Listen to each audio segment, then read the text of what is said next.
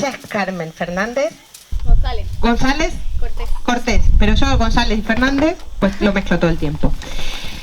Ella es educadora social, ha estudiado educación social, se ha especializado luego en infancia, luego también en investigación, ¿sí? Y en desarrollo social. Pero yo creo que además es una buscadora de historias, es una tejedora de identidad y una rescatadora de memoria.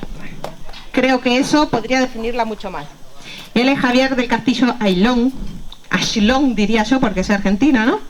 Y él dice que él es arquitecto, porque estudió arquitectura, pero él también es un gran anfitrión, un alquimista en la cocina, un soñador y gestor cultural. Ellos nos van a hablar de la vida en el campo y luego también nos van a dar de comer, que eso está muy bueno. ¿Vale? Así que disfrutemos de lo que tienen para contarnos. Este no va para ellos. Aquí. Gracias. Si la cámara no me sigue. Bueno, ¿está bien aquí el micro? ¿Se escucha equipo? Bien? Vale. Bueno, empiezo a hablar y si no se escucha me decís, ¿vale?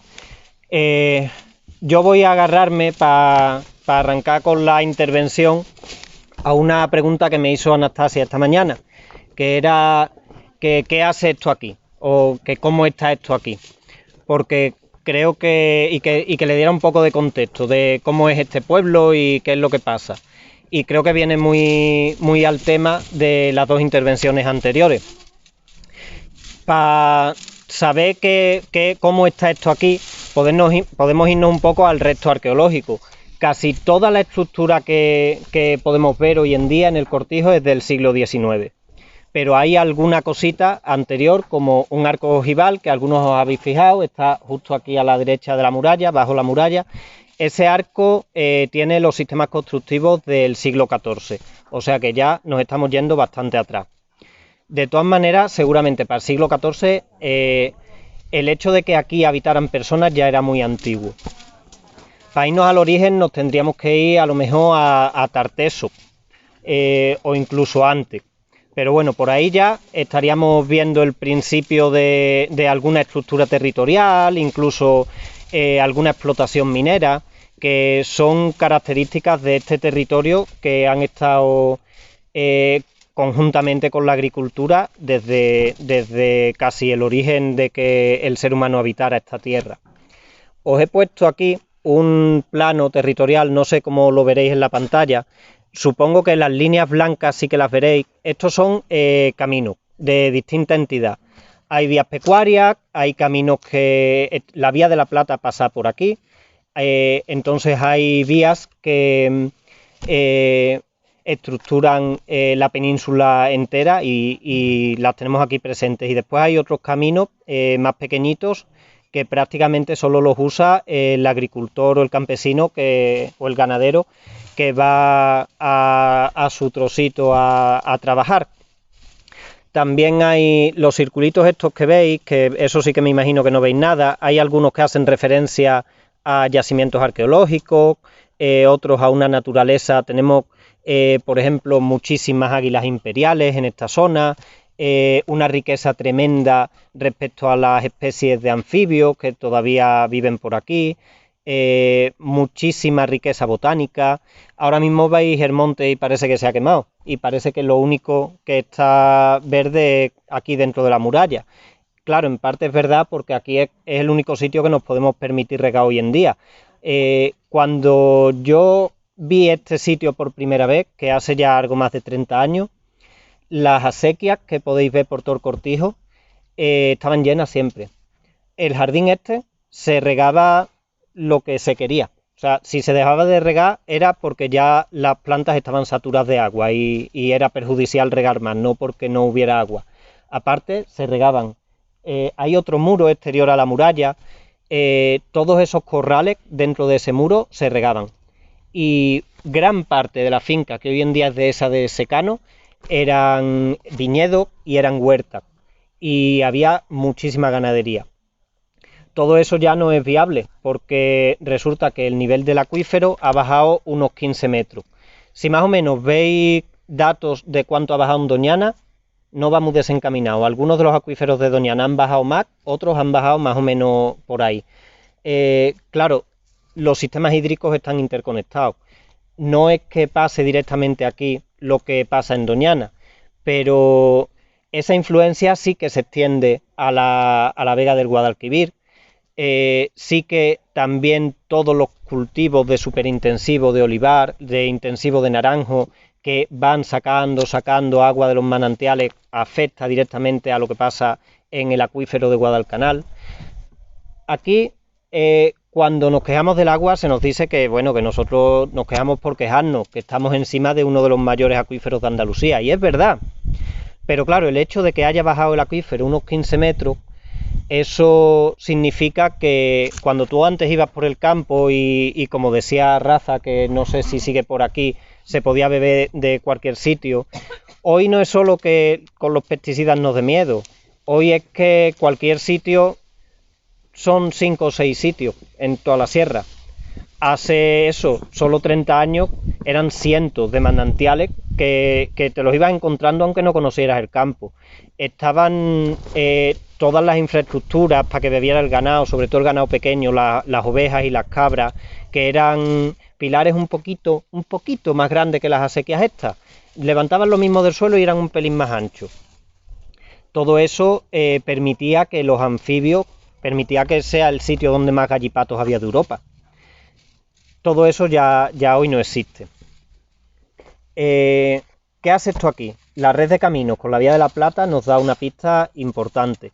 Desde la época de la conquista, esto empezó a ser una... Siempre antes lo fue también, pero en la época de la conquista se ve muy claramente que era una zona de alto valor estratégico. Y lo fue realmente hasta que la aviación ya toma una entidad militar capaz de barrer con todo lo demás. Porque esta sierra tampoco es la sierra escarpada de Picos de Europa, por ejemplo, pero es una sierra en la que si tú te adentras con una caravana sin conocer, 8 o 9 personas que estén en una plaza fuerte como esta te pueden hacer mucho daño. Y plazas fuertes como esta había muchas. En Guadalcanal había una ciudad amurallada y según testimonios yo no he visto la documentación que fielmente, esto lo digo porque está aquí Alberto y si no después me desmiente y quedo fatal, pero lo que ha llegado a mis oídos es que además de la ciudad amurallada había 7 fortalezas alrededor. Esto seguramente ni siquiera era una de las fortalezas, la estructura amurallada viene eso del siglo XIX. Sí podía ser algo dependiente de una fortaleza, por ejemplo, sabemos que siglos XVIII-XIX, esta finca, la Florida, que ya era inmensa, se unía en propiedad, era de la misma propiedad que la finca de las Ayonas. De esta propiedad, además de las fincas y de los cultivos y las ganaderías, todo esto, dependían 4 minas. Una de la de las herrerías, que la vemos desde la muralla, está a unos 500 metros, no llega. Otra, la de las Ayonas, que es monumento nacional natural, que tiene guías que son públicos, que se puede reservar y cualquier día a verla y es una maravilla. Y 2 más que yo no las tengo localizadas. Las guías de las Ayonas me dijeron que ellas sí las tienen localizadas, pero yo todavía no. ¿Cómo se llega a que una plaza fuerte perdida en el monte, que era refugio de 8 o 9 personas que se ocupaban de defender este territorio, tome esa entidad de gran finca de a lo mejor cerca de 2.000 hectáreas donde dependen cientos de trabajadores de ella directamente y después en un entorno cercano pues probablemente miles, con los procesos capitalistas de concentración de los procesos de concentración del capital que después nos llevan hasta donde estamos ahora. Aquí en la imagen que os he puesto se ve la estructura actual del cortijo, ¿vale? Podéis ver, no sé si veis el ratón, pero veis aquí un núcleo muy cerrado, que parece que es el origen. Una zona intramuro, que es donde estamos ahora, nosotros ahora mismo estamos aquí, muy protegida también. Esto constituiría el primer círculo de privacidad de este edificio. Un cortijo no es un sistema cerrado, no es un edificio que pueda mantenerse por sí solo. Si esto está aquí es porque se constituía, se organizaba en forma de sistema abierto, con círculos de privacidad más intensos en el centro que se van abriendo y que van permitiendo que aquí entren materias primas y que entre muchísima fuerza de trabajo. Aquí donde estamos, en esta estructura ya del siglo XIX, es un sistema completamente jerárquico. Hay una vivienda principal, que es la parte sur de ese primer cuadrado, una zona de cocina, que está más o menos aquí, en este entorno, una zona de bodegas, vinagreras, que está por aquí, una almazara, que es este rectángulo grande. Aquí hay una primera vivienda, que es la vivienda del molinero, una primera vivienda separada. Aquí hay otra, justo al lado de ese arco ojival, por cierto. Es algo característico que la casa del guarda esté al lado del elemento reconocible más antiguo de arquitectura defensiva, que se parece muchísimo a lo que edificaba la Orden de Santiago. Después aquí hay, siempre hemos llamado el Palomar, es un torreón que habréis visto al entrar. Aquí hay una zona muy grande de... Han sido caballerizas en la última época, probablemente antes era algo más paganao, o puede que fueran caballerizas siempre. Y en esta zona, en esta nave de aquí, alargada, había una cuadra pequeñita para a lo mejor 2 animales, 3 a lo sumo, que serían los más queridos por los propietarios. Una zona de vivienda de los muleros, la casa de los muleros, que estaba justo al lado de esa cuadra y enfrente de las otras, y una zona de gallineros y de pajares. Ya hemos hablado no solo del primer círculo de privacidad, el que era accesible solo para la familia propietaria de esta hacienda en el siglo XIX. No podemos irnos más atrás a decir cómo era esto, pero sí que podemos observar otros ejemplos.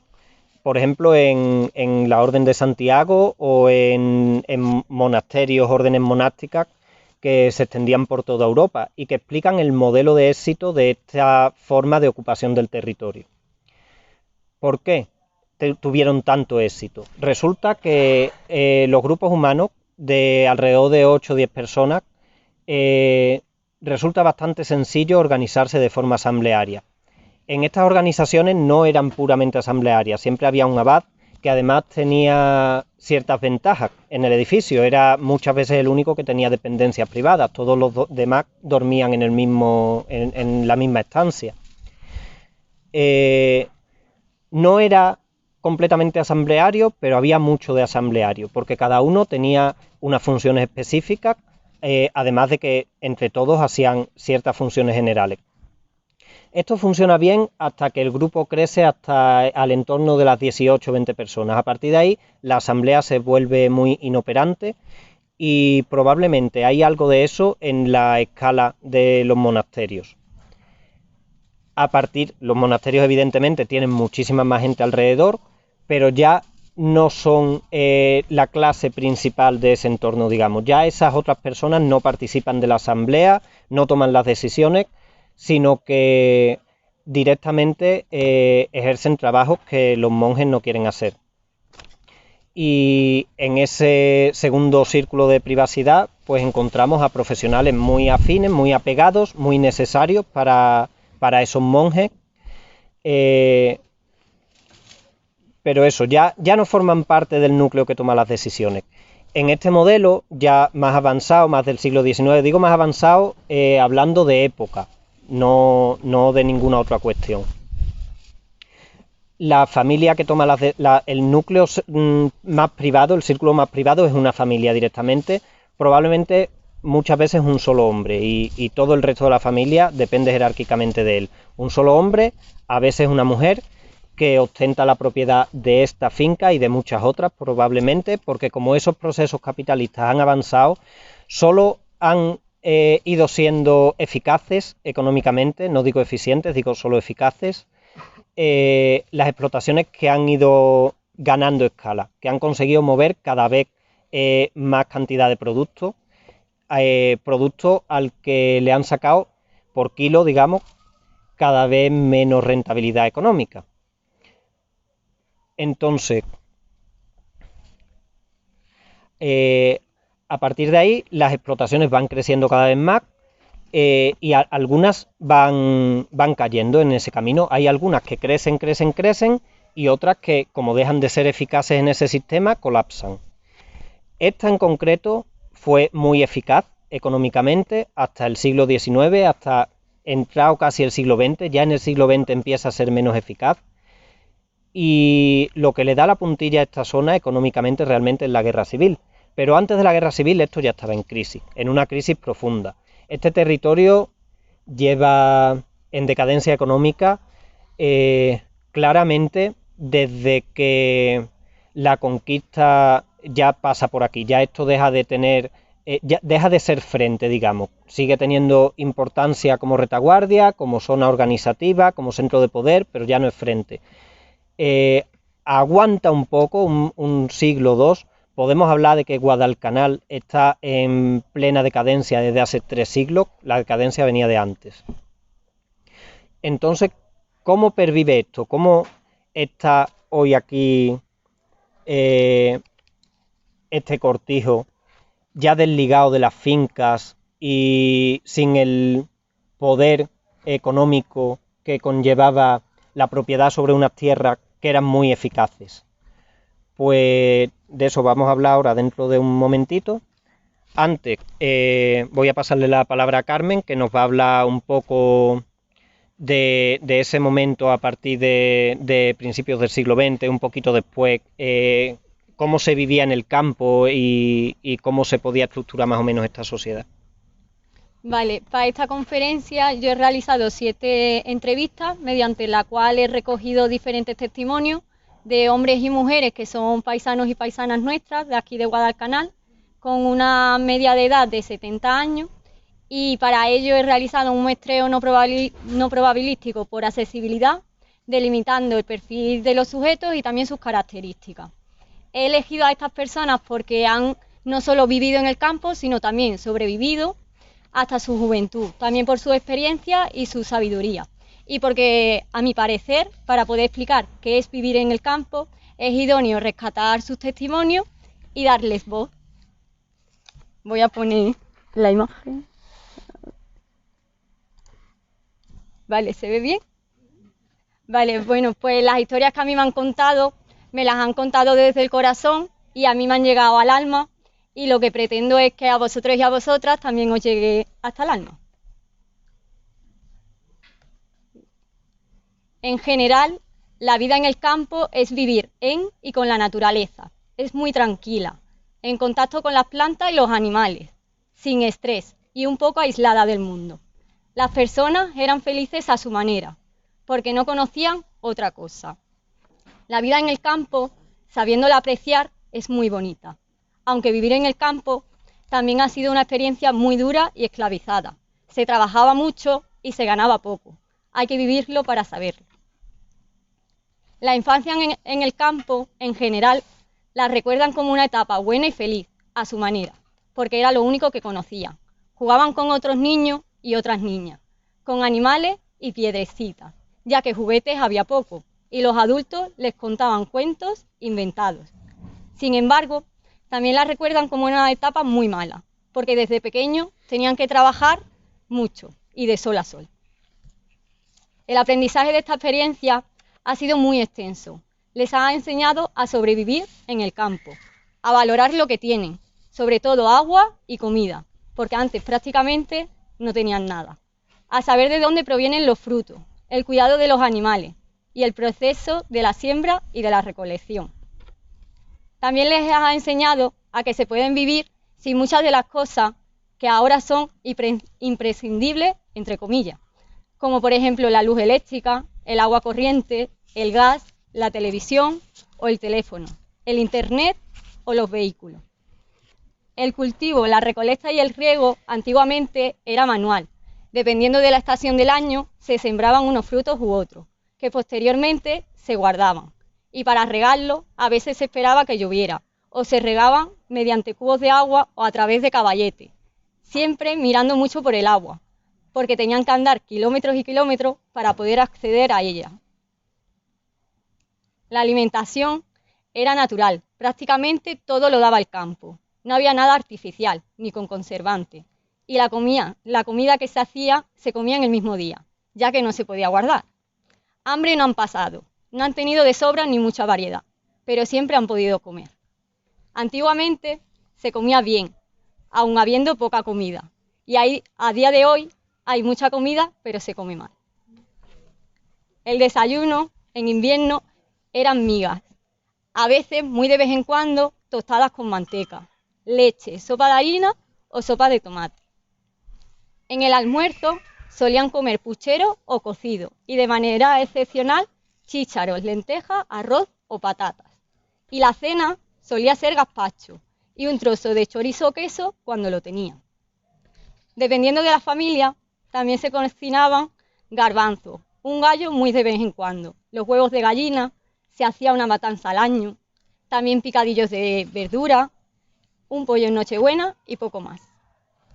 Se cocinaba en una candela, con leña o con carbón, y los utensilios eran de barro o de zinc. La compra se realizaba una vez cada 15 días aproximadamente, aunque dependía de la familia, porque si eran muchos miembros, se tenía que ir a comprar toda la semana. El pan lo metían en una talega o en un costal de lona. También compraban algún pescado. Carne o fruta comían 1 o 2 veces al mes. Y también compraban productos como por ejemplo el aceite, el azúcar, el café, arroz, fideo.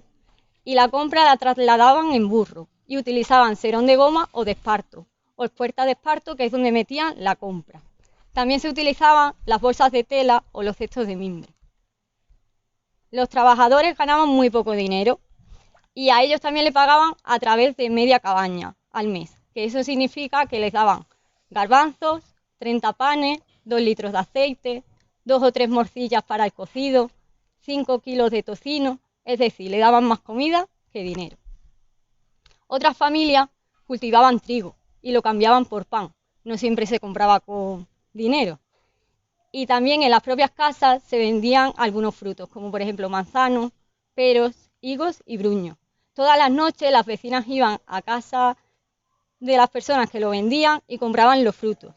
Y se vendía todo, se agotaba todo, porque era lo único que había. La vida de ahora no tiene nada que ver con la de antes. Ha cambiado 100% y se ha avanzado prácticamente en todo, en el acceso al agua, la variedad de comida, aunque antes los productos eran más naturales. En las maquinarias, en sanidad, en la educación y en las oportunidades para estudiar, en el sueldo de los trabajadores, en electricidad, electrodomésticos, en vehículos, en las nuevas tecnologías y también en la vestimenta. La vida de ahora, en general, es buena y bastante mejor que la de antes, por los avances que ha habido. Tenemos más comodidades, aunque digan que la cosa está muy mala. La vida ha ido cambiando y hoy en día se vive a estilo señorito. Las personas ahora mismo en su mayoría viven bien. Todos los niños tienen la posibilidad y los medios para ir al colegio y estudiar. Antes no era obligatorio y con frecuencia dejaban el colegio para coger bellotas, ir a la aceituna o si sus padres necesitaban ayuda. Hay más servicios, ayudas y derechos. Hay maquinarias para trabajar. Los horarios laborales son de 7 o 8 horas, con vacaciones, pagas extras y buen salario. Hay más variedad de comida y muchos adelantos. Por ejemplo, se viven en casa, antiguamente vivían en chozos. Se accede fácilmente al agua, hay cocinas eléctricas, frigoríficos y cuartos de baño. Y el transporte también es mejor. No obstante, la vida de hoy en día también es peor que la de antes. Se vive más deprisa, hay mucha más maldad, envidia y coraje, y mucha más contaminación. Se generan más residuos. La vida de antes era mejor y más bonita. Estaban más en contacto con la naturaleza. Se miraba y valoraba más la comida y el agua. Las frutas se comían en su temporada. Los alimentos, al ser naturales, tenían un buen sabor. Se cuidaban más los animales y el campo. Ahora está todo quemado, pues le echan mucho veneno y porquería. Deberíamos ser más conscientes en el aspecto de la basura y darle más importancia al reciclaje. Las nuevas generaciones, en su mayoría, no cuidan lo que tienen, porque no saben valorarlo, porque nunca les ha faltado nada. Para ser más sostenibles con el planeta, podemos recuperar elementos de la vida en el campo, ya que antiguamente no se utilizaba tanto plástico, ni se tiraba tanta basura, y los animales se alimentaban con la comida que sobraba en casa. Se ha de reducir el consumo y los envases de plástico. La talega de tela o canasta de mimbre y los cartuchos de papel para los frutos serían buenos elementos para utilizar hoy en día, puesto que antes era muy difícil conseguir una bolsa de plástico y ahora se utilizan toneladas todos los días. Por otra parte, se ha de fomentar la alimentación ecológica y comer alimentos de temporada, pues al comer alimentos que no son de temporada son más caros y el sabor es diferente porque tienen más conservantes. También es recomendable no utilizar insecticidas ni herbicidas, ni abonos químicos en el campo. Todo eso es perjudicial para el planeta. Hay que dejar las cosas químicas y seguir con las cosas naturales, para no contaminar ni las aguas ni la atmósfera. Al final, hay que pensar que del campo sale todo, absolutamente todo. Por lo tanto, tenemos que mirar y cuidar del campo y de la naturaleza, porque sin naturaleza no vivimos. Para no perder la sabiduría de nuestros mayores, es importante divulgar mucho este conocimiento, para saber cómo se ha vivido antiguamente, cómo ha ido evolucionando y también para saber apreciar lo que tenemos.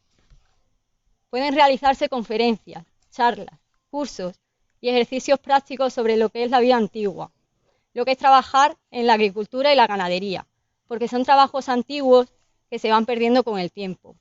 Enseñar juegos antiguos, escribir libros, hacer jornadas culturales para no perder el patrimonio y museos de arte y costumbre. Sin embargo, trasladar esta información a las nuevas generaciones es complicado, porque hay personas a las que ni les interesa ni siquiera quieren aprender. Y es una pena, porque el día que falten los mayores no sabrán hacer nada.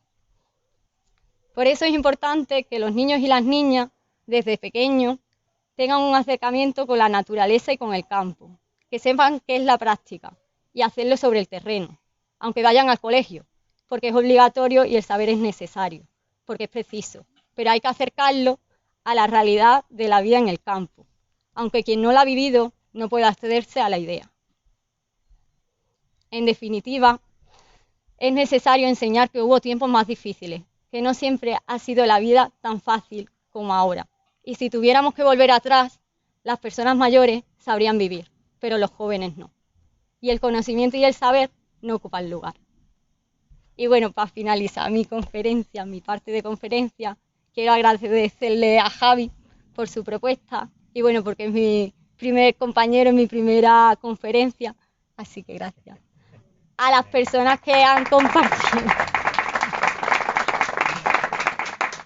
A las personas que han compartido conmigo sus vivencias más personales, también al público por estar aquí. Sin ninguno de vosotros esto hubiese sido posible. A mi familia por su apoyo.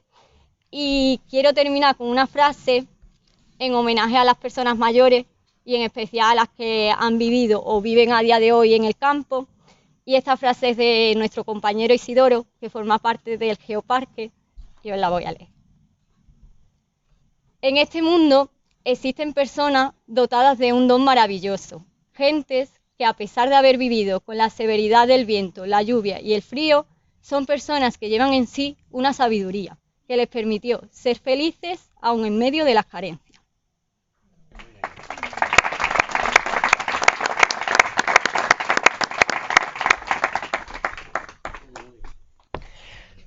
Pues al hilo de lo que hablábamos, podemos tener claro que esto era un sistema absolutamente eficaz desde el punto de vista económico hasta que colapsó. Eso lo que significa no es que todas las personas dependientes de esta finca vivieran con comodidad. Eso habría sido que es un sistema eficiente, o iríamos un poco más por ahí.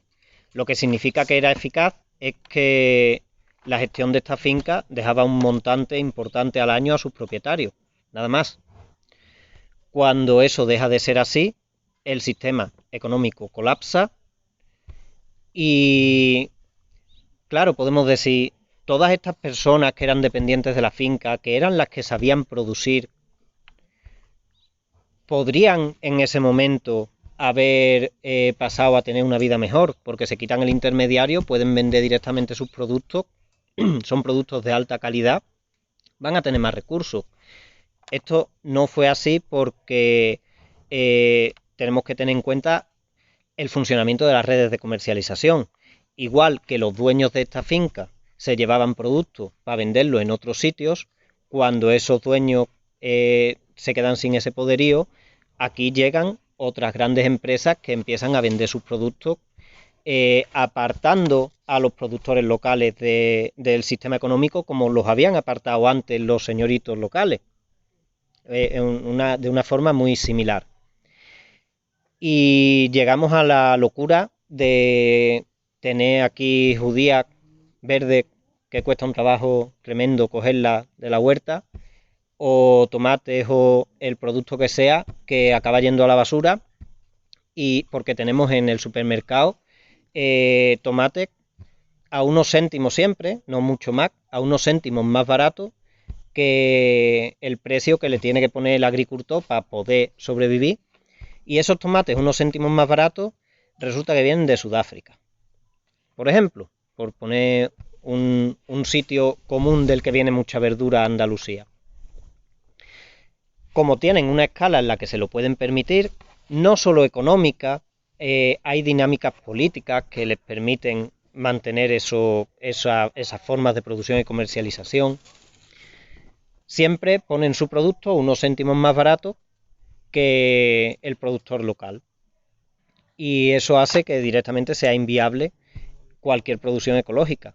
Solo es viable porque hay algunos consumidores que por cuestiones éticas se preocupan de consumir ese producto. O por relaciones familiares o de cercanía, de amistad que se producen. Por ejemplo, yo le compro algunos huevos a su padre, pero desde luego no todos los que uso. Yo me puedo permitir comprarle algunos de vez en cuando. Y muchos de los huevos que uso son de los peores, de los que tienen el número 3, los que las gallinas no han pisado nunca al suelo, ni han visto la luz. Claro, ¿es poco ético que yo haga esto, que yo compre huevos del número 3? Por supuesto que es poco ético. Cuando yo no tengo dinero en la cuenta y tengo que seguir haciendo funcionar la historia, ¿qué hago? Pues realmente el problema está ahí. Los huevos esos del número 3 o los tomates que vienen de Sudáfrica, en términos ecológicos, en términos de eficiencia económica, son muchísimo menos rentables que los que se producen aquí a 200 metros. Muchísimo menos. Pero claro, son empresas que tienen una escala que les permite manipular el sistema político. Entonces, cuando empieza la crisis de Ucrania y a nosotros nos suben el combustible, que nos llega a costar el litro de gasoil 2 euros, resulta que al que nos trae los tomates de Sudáfrica, el gasoil se lo subvencionan y le sale a 30 céntimos. Esto es una decisión política. Políticamente se hace una propaganda, se procura hacer ver que se está fomentando la agroecología, pero eso no es verdad. Lo único que haría falta para que los sistemas agroecológicos fueran eficaces económicamente, además de eficientes, que ya lo son, sería que se dejara de proteger desde el ámbito político a todas esas empresas que no son en absoluto eficientes, que no podrían sobrevivir si no fuera porque tienen un pie metido en el poder siempre. Entonces, a mí me gustaría plantear, sobre todo de cara al domingo, de estas pinceladitas que hemos dado, que por ejemplo María Jesús ha explicado mucho más en profundidad la situación actual. Nosotros hemos dado 4 pinceladitas históricas, pero ¿qué valores hay en esa forma de vivir? ¿Qué había que a lo mejor deberíamos recuperar? Y ¿qué otras cosas a lo mejor no deberíamos recuperar tal cual? Porque evidentemente no está bien que haya un sistema jerárquico absoluto en el que una sola familia se queda toda la productividad de una finca de 2.000 hectáreas y a cambio de eso hay 300 o 400 familias que tienen que vivir en precariedad. Eso no está bien. Pero sí está bien que vivamos consumiendo productos que se han cultivado en nuestro entorno, sin tener que captar cantidades ingentes de combustible para traerlo de la otra parte del mundo, por un motivo que solo tiene apoyo en la hoja de cuentas anual de una gran empresa, ni siquiera en la hoja de cuentas decenal, en la anual, punto. Creo que deberíamos hacer ese análisis y fuera de eso me gustaría explicar también un poquito cómo es posible que esto esté aquí hoy siendo algo muy diferente de lo que fue durante su funcionamiento más tradicional primero hasta los años 30, después entra en decadencia económica y después a partir de los años 40, gracias a la dictadura, vuelve a ser económicamente muy rentable, pues por la autarquía que hacía que cualquier cosa que se producía aquí valiera muchísimo y porque la dictadura también se encargaba de que todos los cambios sociales que habían empezado a ser mella en esas economías hiperjerarquizadas a partir de los años 20 se reviertan y se pueda otra vez reprimir al trabajador, reprimir hasta la muerte si hace falta, al trabajador que no se preste a ser un esclavo. Mi familia llega aquí en los años 90, creo que en el 95-96. La finca ya se había partido, ya eran 4 propietarios. Uno de ellos, al que mis padres le compraron el cortijo, tenía la mitad de la finca y los otros 3 un sexto cada uno. Este hombre quería vender o bien la finca entera o bien solo el cortijo, lo que fuera que le diera un pico de dinero que necesitaba para comprar otra finca en otro sitio, que le resultaba más rentable. Entonces ellos, con ahorros que venían de su trabajo, ellos son profesionales, son enfermeros, con ahorros que venían de sus sueldos y con una gran hipoteca en ese momento, consiguieron hacerse con este cortijo, que tampoco es lo que veis ahora, en ese momento era una ruina, porque claro, ya no era la gran casa señorial de los dueños de una finca, era una de las casas de los dueños de cientos de fincas como esta, porque la concentración de capitales había hecho eso. Ya no era una casa que les importara tanto emocionalmente, era un sitio que estaba bien porque podían venir de vez en cuando a observar sus dominios y quedarse en esta casa les daba la imagen de señores locales de los que ellos eran herederos al fin y al cabo. Pero no era tan importante como para mantenerla como había sido, ni mucho menos.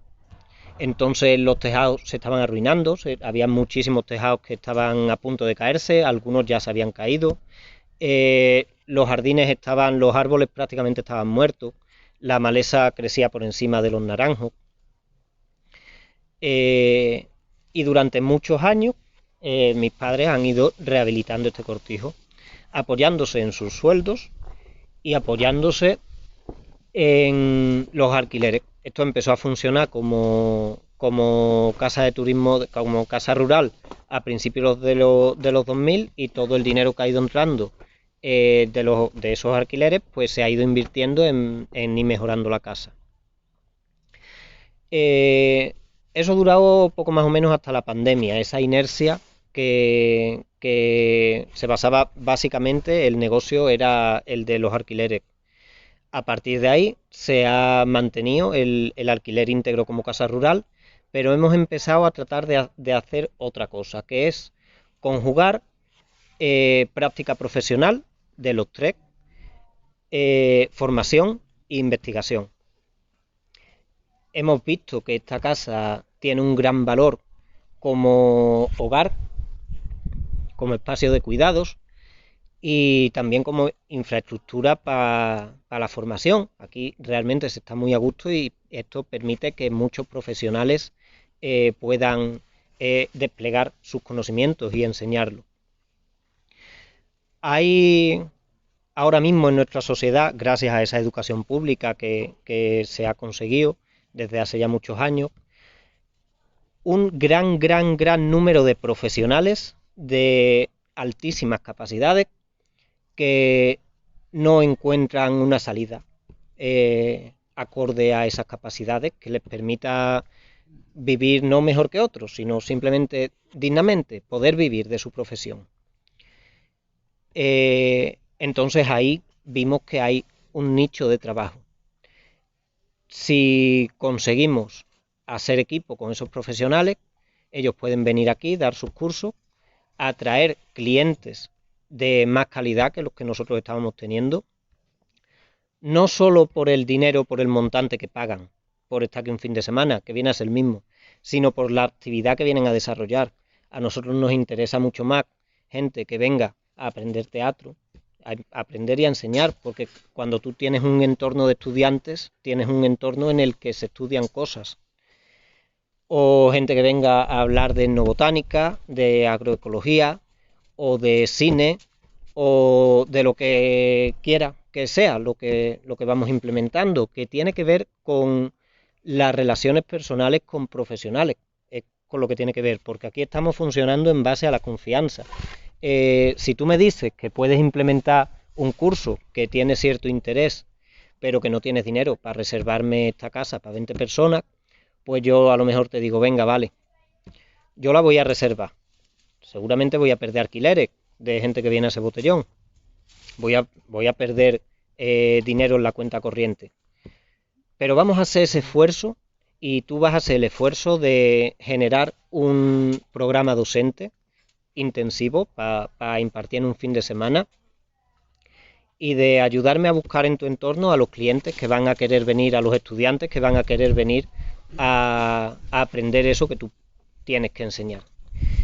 Y yo además voy a hacer lo posible porque estas personas estén aquí lo más a gusto posible, no tengan que trabajar demasiado en sus propios cuidados, tengan la comida hecha, tengan ciertas comodidades para que se puedan realmente dedicar a estudiar, porque son 3 días.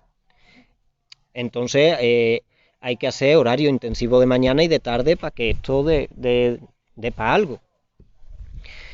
Eso es una parte del programa que estamos intentando implementar. Llevamos un par de años pretendiéndolo, un año más o menos consiguiéndolo. Y después, ahora en verano, con un razonamiento similar, pues resulta que también hay muchos profesionales, como los que estáis aquí hoy, que podéis participar en un simposio, y también gracias a eso atraemos a gente del pueblo que ahora a lo mejor se toma una cerveza y ayuda a pagar toda esta historia. O conciertos, viernes y sábados por la noche, de artistas que vienen del mismo modo. Yo los alojo, les doy de comer y ellos tienen unos espacios para ensayar. Bien, un grupo en concreto que ya venga con un proyecto o varios artistas sueltos que de pronto se encuentren aquí y elaboren ese proyecto. A cambio me hacéis 1 o 2 espectáculos con los que yo atraigo a gente y pagamos toda la historia. Bueno, esta es la idea. De momento, pues yo soy optimista y yo digo que está funcionando, más o menos. Más o menos está funcionando. Esto se sigue sosteniendo por los sueldos de mis padres, que prácticamente todos los meses me meten una ayuda importante para poder mantener la historia. ¿Puede llegar a ser esto viable? Yo entiendo que sí. Tampoco tenemos mucho más margen para seguir probando. A lo mejor hace falta cambiar algunas formas de funcionar para que el margen sea un poquito más grande, hasta que a ver si acaba de despegar. A lo mejor no despega nunca, porque la decadencia en la que está este territorio desde luego nos sobrepasa. Y lo que estamos tratando de crear es una burbujita que funcione gracias a lógicas internas. Esto, desde luego, si nos ponemos a hacer un estudio de mercado, como nos recomendarían en un CADE, y echamos todos los números de una manera realista, lo mejor que podemos hacer es ponerlo en venta. O por lo menos desistir de un experimento un poco loco, sin tener cartera para soportarlo si no funciona. Pero igual que hay fincas que consiguen implementar esa ética agroecológica, yo entiendo que aquí hay una posibilidad. Esto también es una forma de alguna manera agroecológica, aunque no estamos produciendo tomate, pero no es lo principal que nosotros estamos vendiendo aquí. Y ya está, quería más o menos explicar, plantear qué es esto, cómo es posible que esté aquí todo esto y que ahora se esté utilizando para este fin. Y ya de cara al domingo, pues hablaremos de cómo puede seguir siendo posible.